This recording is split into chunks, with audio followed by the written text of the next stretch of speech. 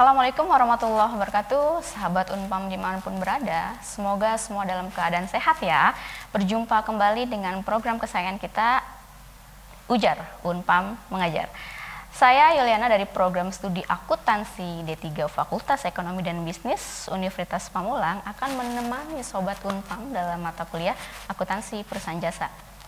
Materi ini akan disajikan dengan beberapa video ke depannya, di mana pada pertemuan kali ini materi utama yang akan kita pelajari adalah mengenai buku besar perusahaan jasa. Mari kita mulai pembelajaran kita di mata kuliah ini.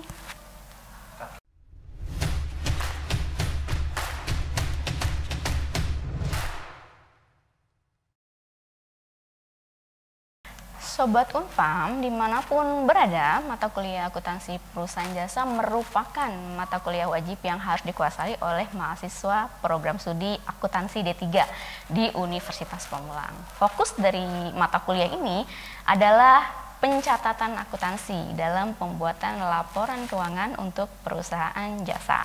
Kenapa wajib? Karena mata kuliah ini adalah mata kuliah kompetensi kalian di bidang akuntansi. Mata kuliah ini adalah mata kuliah basic di akuntansi, agar selanjutnya mahasiswa dapat mempelajari mata kuliah akuntansi lebih mudah.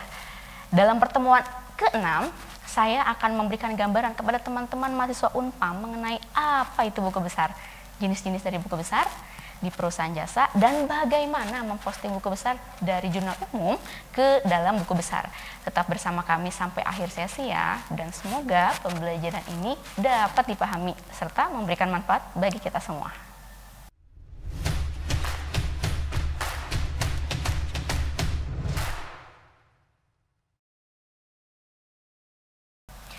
Siklus akuntansi perusahaan jasa dimulai dari jurnal umum, lalu masuk ke dalam buku besar yang selanjutnya menjadi neraca saldo, kemudian dilanjutkan dengan ayat jurnal penyesuaian, kemudian dilanjut kembali menjadi pembuatan laporan keuangan, dan kemudian ditutup dengan jurnal penutup atau closing entry. Jika dilihat dari siklus, maka buku besar merupakan salah satu siklus akuntansi setelah jurnal umum dan menjadi landasan dalam menyusun neraca saldo. Karena jurnal umum merupakan awal ketika proses pencatatan, maka posting ke dalam buku besar beracuan pada jurnal umum yang telah kita buat. Sebelum kita masuk dalam cara memposting jurnal umum, masuk ke dalam buku besar, maka mari kita bahas dulu apa sih itu buku besar. Buku besar atau ledger adalah sebuah buku yang berisi kumpulan akun atau perkiraan atau account atau rekening yang dimana digunakan untuk mencatat secara terpisah aktiva, kewajiban, dan juga aktiva. Ya, buku besar mempunyai beberapa tujuan, diantaranya yang pertama yaitu mencatat semua transaksi akuntansi secara akurat dan juga benar, kemudian memposting transaksi ke akun yang tepat, kemudian menjaga keseimbangan antara debit dan juga kredit pada akun, dan juga mengakomodasi entry jurnal penyesuaian yang dibutuhkan untuk menghasilkan laporan keuangan yang dapat dipercaya tepat waktu untuk setiap periode akuntansi. Lanjut kita, apa sih bentuk-bentuk dari buku besar itu seperti apa sih? Nah, kita lihat ya bentuk-bentuk untuk buku besar, di antaranya yang pertama ada buku besar bentuk T. Ya, ini adalah bentuk standar akun 2 kolom yang membedakan secara tegas antara sisi debit dan juga sisi kreditnya. Oleh karena itu, bentuk buku besar T ini adalah yang paling sederhana dan paling permulaan untuk pembelajaran akuntansi. Karena bentuknya hanya seperti huruf T besar, sebelah kiri menunjukkan sisi debit dan sebelah kanannya menunjukkan sisi kredit. Nama akun diletakkan di kiri atas dan kode akun diletakkan di kanan atas, atau juga ada yang memposisikannya di tengah-tengah untuk nama akun ya.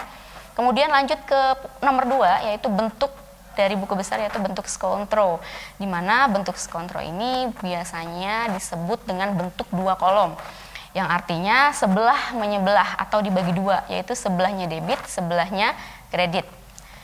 Ada lagi bentuk stafel ya, atau bentuk stafel ini berbentuk seperti halaman dengan memiliki lajur saldo ya. Buku besar ini dapat dibedakan juga menjadi 2 lagi, yaitu bentuk besar 3 kolom dan juga bentuk buku besar 4 kolom, di mana lajurnya kalau yang 3 kolom memiliki saldo tunggal, sementara untuk yang 4 kolom memiliki lajur saldo rangkap. Oke, dalam perusahaan besar, posting atau pemindahan bukuan atau buku besar dilakukan secara otomatis dengan computerized ya atau komputer. Namun banyak perusahaan yang masih menggunakan pencatatan secara manual sehingga untuk proses posting dilakukan secara manual dengan langkah-langkah sebagai berikut. Yang pertama, memindahkan tanggal yang terdapat dalam kolom jurnal ke dalam kolom tanggal di akun atau di perkiraan yang bersangkutan. Kemudian yang kedua, pindahkan jumlah yang ada di debit dalam jurnal umum ke dalam kolom debit dan juga kolom kredit. Setelah itu hitung saldo dari masing-masing akun buku besar tersebut. Yang ketiga, catat kode akun di setiap akun buku besar pada sisi kanan atas jika menggunakan buku besar untuk yang 2, 3, dan 4 kolom. Kemudian keterangan dalam jumlah jurnal umum dapat dipindahkan dalam kolom keterangan. Misalnya ada keterangan PT-nya atau misalnya ada keterangan lainnya dapat dipindahkan dalam menggunakan buku besar yang 2, 3, dan 4 kolom. Selanjutnya mari kita mulai memposting dari jurnal umum ke dalam buku besar. Perhatikan contoh di bawah ini ya. Yang pertama, transaksi 1. Pada 1 Maret 2012, Putra mendirikan usaha dengan nama CV Putra. Ia menanamkan modalnya sebesar $80.000 sebagai modal awal. Akibat transaksi tersebut, maka akun aset atau kas itu bertambah, sementara untuk akun modal juga bertambah. Nah, kas di debit sebesar 80.000 bertambah, kemudian kreditnya adalah modal sebesar 80.000 juga bertambah. Maka ketika memasukkan transaksi di atas dalam buku besar yang diperlukan adalah ada 2 buku besar, yaitu buku besar akun kas dan juga buku besar akun modal. Langkahnya adalah siapkan dulu buku besar yang telah ditentukan. Misalnya kita menggunakan buku besar bentuk T. Nah, tulis nama akun di bagian tengah format dan juga ada sisi debit dan juga kreditnya di kiri dan kanan. Kemudian posting jurnal, masukkan tanggal transaksinya, yaitu tanggal 1 Maret 2012. Dari transaksi 1 kita dapat masukkan akun kas di sisi kolom debit sebesar 80.000. Selanjutnya pada buku besar T untuk akun modal, di sisi kolom kreditnya juga diisi tanggal yang sama yaitu 1 Maret 2012 dan juga nominalnya sebesar $80.000.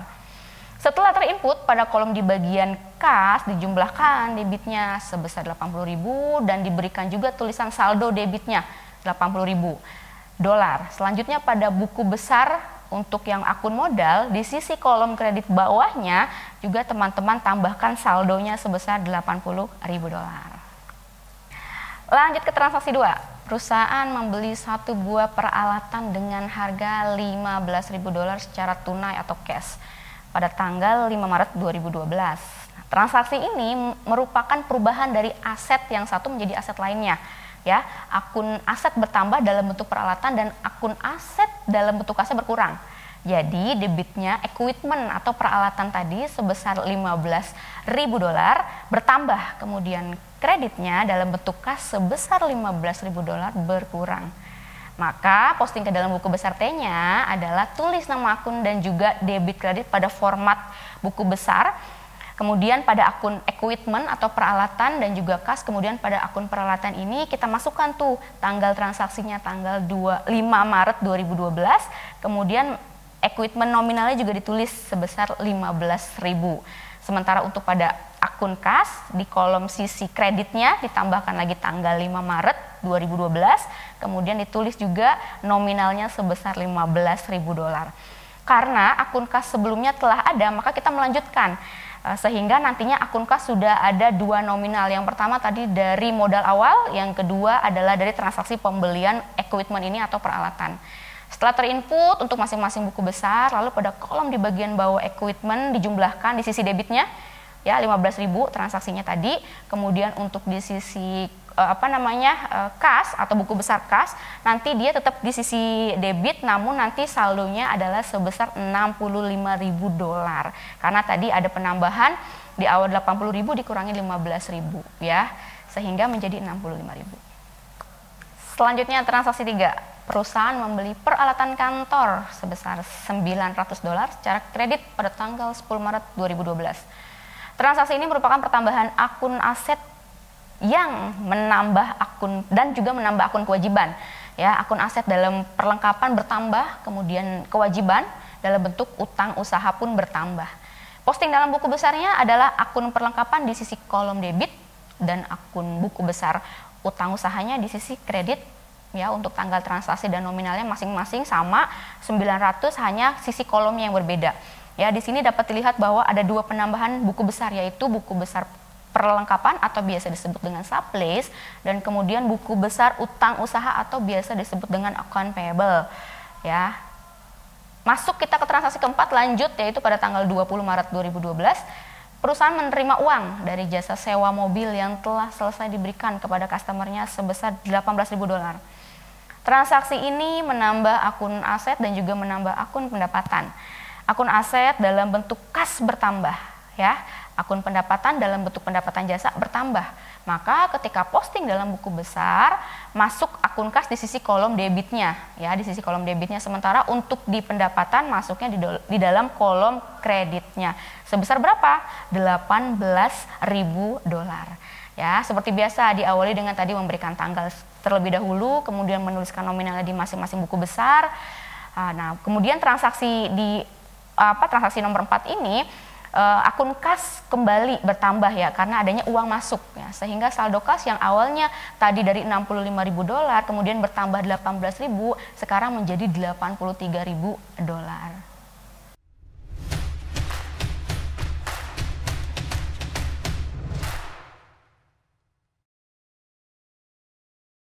Jika disajikan secara keseluruhan dari 4 transaksi jurnal umum, jadi dari 4 transaksi yang jurnal umum di atas, maka terdapat ada 6 buku besar yang muncul, ya.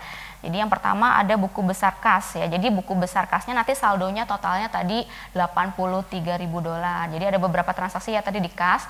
Kemudian yang kedua buku besar modal atau capitalnya ada $80.000 dari penanaman modal awal di awal. Tadi kas masuk kepada modal.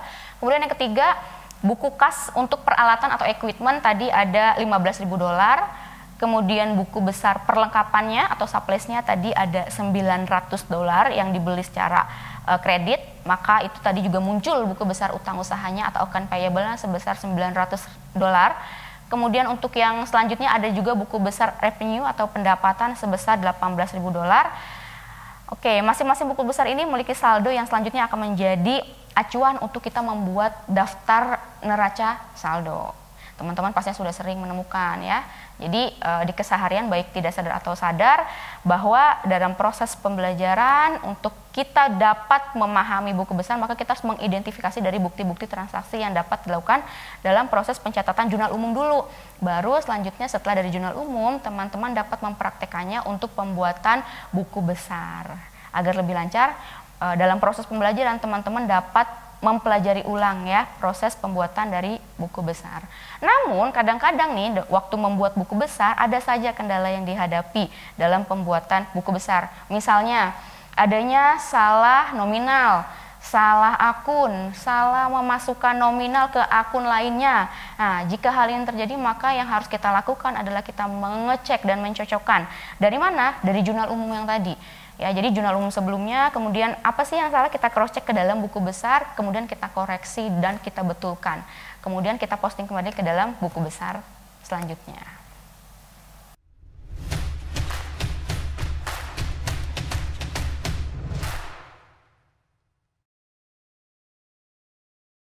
Oke teman-teman, untuk lebih memperdalam dari pembelajaran dari buku besar ini, yuk teman-teman belajar di rumah terkait dengan latihan soal yang akan saya berikan, ya.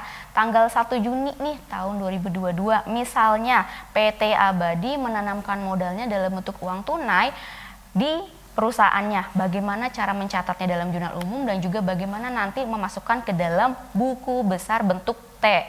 Itu yang pertama, ya. Kemudian yang kedua, tanggal 5 Juni tahun 2022, perusahaannya membeli perlengkapan secara tunai. Nah, sebesar berapa? Sebesar 500.000. Gimana juga cara mencatatnya? Lanjut, ya, pertanyaan yang ketiga, gimana kalau misalnya tanggal 17 Juni tahun 2022 ada beban listrik yang terjadi? Beban listriknya sebesar 200.000. Gimana cara mencatatnya juga dalam jurnal umum dan juga dimasukkan ke dalam buku besarnya. Kemudian yang tanggal 18 Juni, ya, tahun 2022, perusahaan menerima revenue atau pendapatan dari jasa yang telah diberikan senominal 5 juta. Bagaimana mencatatnya dalam buku besar dan juga sebelumnya dicatat dalam jurnal umumnya seperti apa. Selanjutnya yang kelima, tanggal 30 Juni tahun 2022 ada beban gaji yang harus dibayar perusahaan sebesar 1 juta. 1 juta ya, 1 juta. Kemudian bagaimana perusahaan mencatat dalam jurnal umum dan juga mempostingnya ke dalam buku besar. Nah, dari 5 tadi kira-kira ada berapa juga buku besar yang akan muncul? Ayo tebak ya dan dikerjakan di rumah. Terima kasih.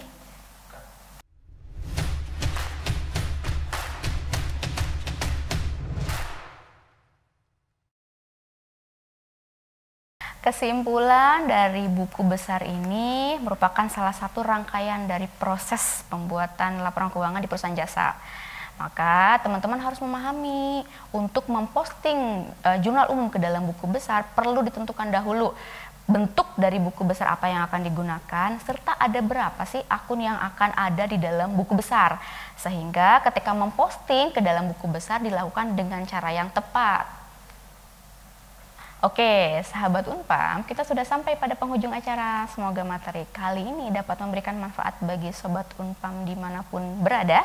Sampai jumpa pada materi selanjutnya. Tetap semangat belajar karena belajar tidak memandang ruang dan waktu. Assalamualaikum warahmatullahi wabarakatuh.